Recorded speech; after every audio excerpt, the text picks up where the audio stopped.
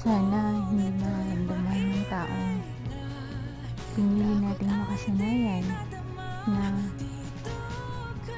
makasarili tayo kung hindi iintindihin natin kung ano ba yung dapat gawin, ano ba dapat yung mas nakakabuti. Alam ko na marami namang mga rason pagdating sa pag-isa, pero sana huwag tayo magamit ng tao para buuhin natin yung sarili natin. Kasi balang araw, lahat ng mga ginagawa mo sa buhay, yung mga tao naging part kung bakit ka nandiyan ngayon, kung bakit ano yung kalagayan mo ngayon.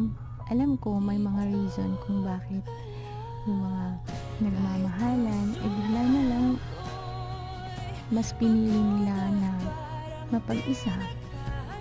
At sana hindi tayo